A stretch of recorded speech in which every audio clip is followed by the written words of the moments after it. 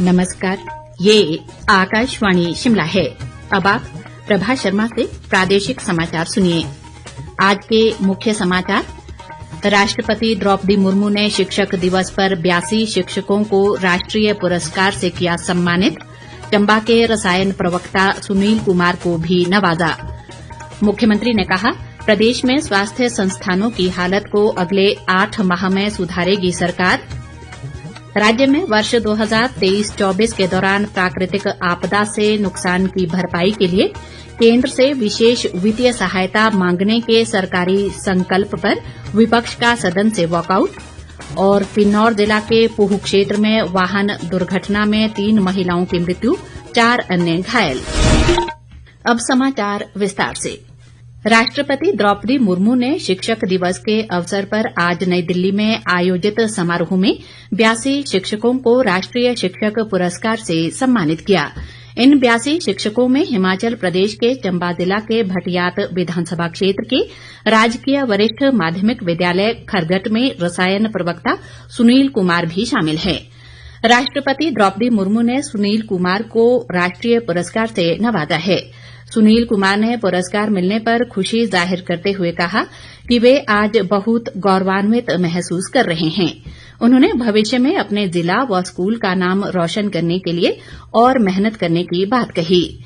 इधर शिक्षक दिवस के अवसर पर राज्यपाल शिव प्रताप शुक्ल ने आज शिमला स्थित राजभवन में आयोजित राज्य स्तरीय समारोह में 27 अध्यापकों को राज्य पुरस्कार और 1 अध्यापक को राष्ट्रीय पुरस्कार से सम्मानित किया। ये पुरस्कार वर्ष 2023 के लिए शिक्षा के क्षेत्र में उल्लेखनीय योगदान के लिए प्रदान किए गए। इस अवसर पर लेडी गवर्नर जानकी शुक्ल ने सभी पुरस्कृत अध्यापकों को पौधे भी भेंट किए। इस दौरान शिक्षक पुरस्कार से सम्मानित अध्यापकों को बधाई देते हुए राज्यपाल ने कहा कि अध्यापकों को समाज के सभी वर्गों के प्रति संवेदनशील होने की आवश्यकता है। राज्यपाल ने नशे के विरुद्ध एक जन आंदोलन शुरू करने की आवश्यकता पर भी बल दिया। इस अवसर पर शिक्षा मंत्री रोहित ठाकुर ने भी अपने विचार व्यक्त किए। इस बीच शिमला स्थित भारतीय उच्च अध्ययन संस्थान में शिक्षक दिवस के अवसर पर एक विशेष कार्यक्रम का आयोजन किया गया। इस दौरान संस्थान के संस्थापक और भारत के दूसरे राष्ट्रपति डॉक्टर सर्वपल्ली राधाकृष्णन को श्रद्धासुमन अर्पित किए गए। मुख्यमंत्री सुखविंदर सिंह सुक्खू ने कहा है कि राज्य सरकार प्रदेश में अब राजनीतिक आधार पर नए संस्थान खोलेगी। वे आज शिमला में चल रहे विधानसभा के मानसून सत्र में प्रश्नकाल के दौरान विधायक रणधीर शर्मा द्वारा पूछे गए सवाल का जवाब दे रहे थे। उन्होंने कहा कि सरकार जरूरत के अनुसार जनसंख्या और भौगोलिक आधार पर भी नए संस्थान खोलने पर विचार करेगी। सुखविंदर सिंह सुक्खू ने कहा कि पिछले 5 साल से जिन विधानसभा हलकों की उपेक्षा की जा रही थी, उन हलकों में उनकी सरकार ने नए संस्थान खोले हैं। उन्होंने कहा कि सरकार नए संस्थान खोलने से पहले उनमें सभी सुविधाएं, पद और स्टाफ का प्रबंध करेगी ताकि जनता की समस्याओं का भी समाधान हो सके। सुखविंदर सिंह सुक्खू ने कहा कि प्रदेश में स्वास्थ्य संस्थानों की हालत अच्छी नहीं है और सरकार अगले 8 माह में इस स्थिति को ठीक करेगी। उन्होंने कहा कि आईजीएमसी और टांडा मेडिकल कॉलेज से इसकी शुरुआत कर दी गई है। यहां पर डॉक्टरों और पैरामेडिकल स्टाफ के सभी पदों को अभी अस्थायी आधार पर भरा जा रहा है।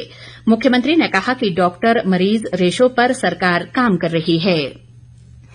विधायक रीना कश्यप के सवाल के जवाब में हस्तक्षेप करते हुए मुख्यमंत्री ने कहा कि अगले 8 से 10 माह के भीतर किसी भी विधायक की ये शिकायत नहीं रहेगी कि उनके हलके में डॉक्टर और पैरामेडिकल स्टाफ के पद खाली हैं।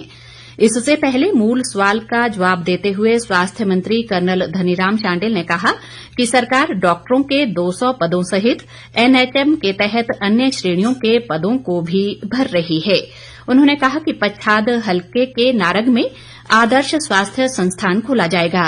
विधायक मलेंद्र राजन के मूल और विधायक सुधीर शर्मा व जयराम ठाकुर के अनुपूरक सवालों के जवाब में उप मुख्यमंत्री मुकेश अग्निहोत्री ने कहा कि सरकार राज्य के किसी भी मंदिर का सोना चांदी गिरवी नहीं रखेगी और सरकार के पास इस तरह का कोई प्रस्ताव नहीं है।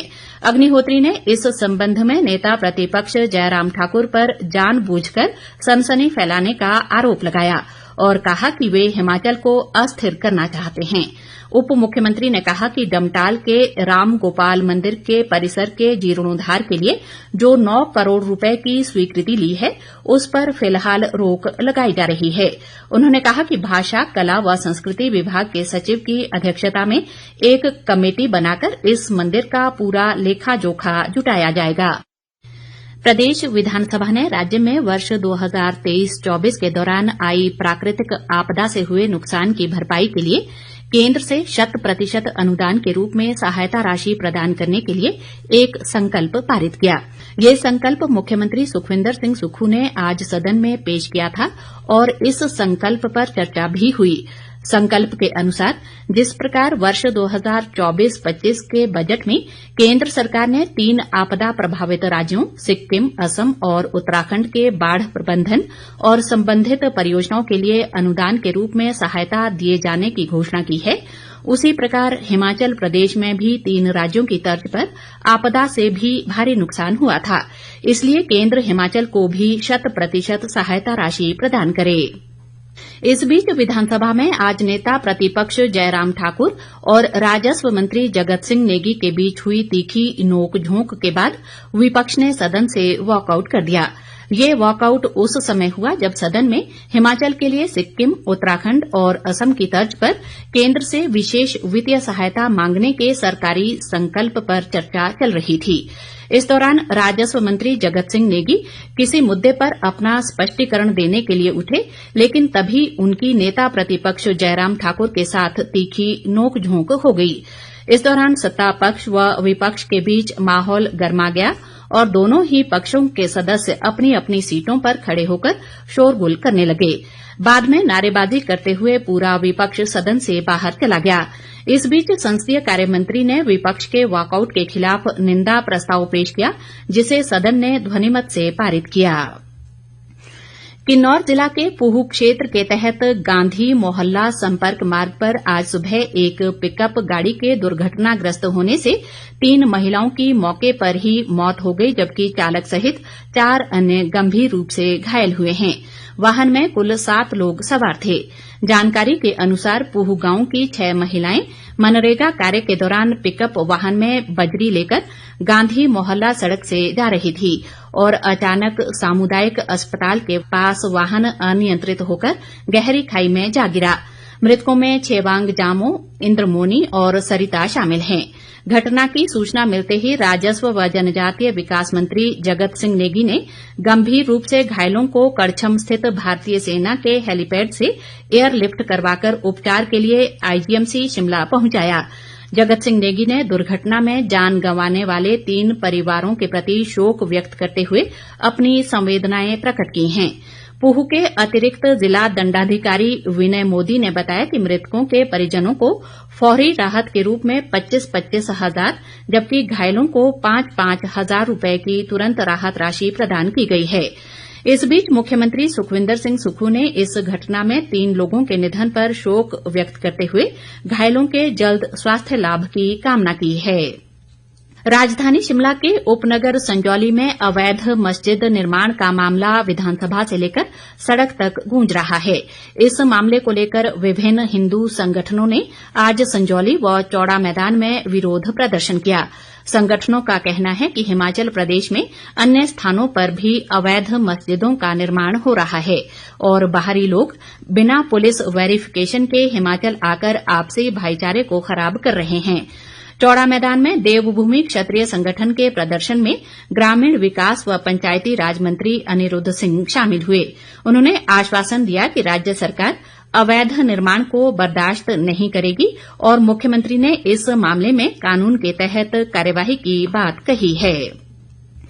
अंत में मुख्य समाचार एक बार फिर।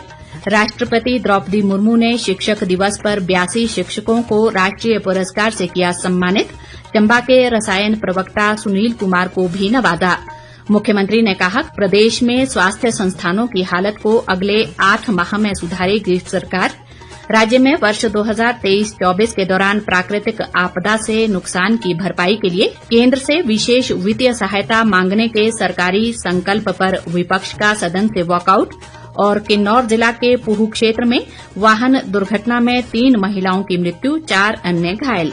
इसी के साथ ये समाचार बुलेटिन समाप्त हुआ। नमस्कार।